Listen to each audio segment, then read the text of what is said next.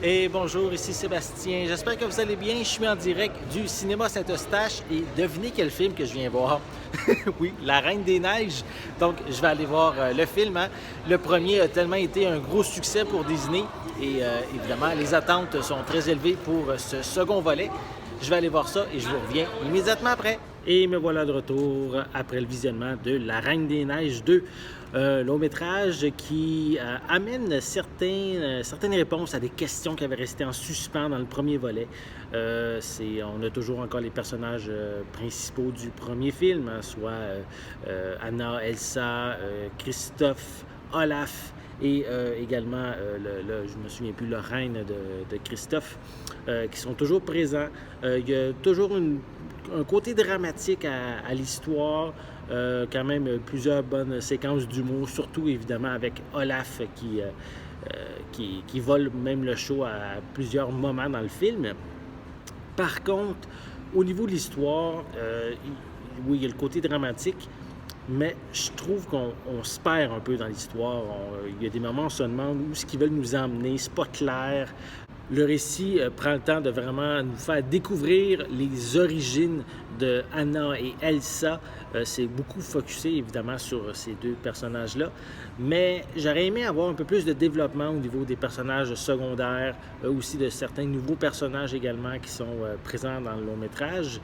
On reste beaucoup plus discret de ce côté-là. C'est peut-être un petit peu dommage. Il n'y a pas nécessairement toujours avec les personnages principaux qu'il faut développer, mais tous ceux qui sont autour d'eux, qui est important d'avoir du contenu à se mettre sous la dent. Ça reste encore à la fin que je pose des questions. Est-ce qu'il va y en avoir un troisième volet? Donc, j'ai resté sur ma faim concernant l'histoire. Par contre, c'est vraiment magnifique. Mais l'animation est splendide.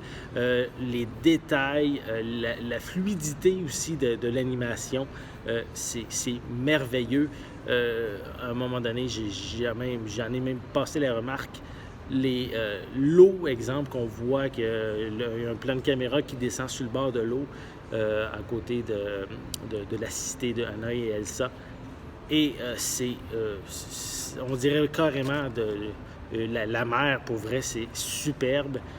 Au niveau de la musique, il y en a toujours encore, hein, des chansons dans le long métrage. Je dirais peut-être en moins grande quantité, mais il en reste quand même beaucoup, là. Donc, au niveau du film, et comparativement au premier volet où la chanson thème Let It Go était très très populaire, je dis pas ici je trouve qu'il n'y a pas nécessairement de chanson qui sort du lot. Ça reste quand même assez plus neutre à ce niveau-là. C'est correct. Je trouve quand même que la musique elle s'intègre bien au récit de ce côté-là, donc c'est bien. Bref, un film rempli d'aventures, visuellement magnifique, peut-être une histoire un petit peu trop complexe qui aurait mérité d'être peut-être un peu plus simplifiée ou mieux expliquée dans son développement. Mais dans l'ensemble, j'ai trouvé ça bien intéressant et je crois bien aussi que le film va avoir un grand succès au cinéma. Et pour cette raison, je vais lui donner une note de 7,5 sur 10.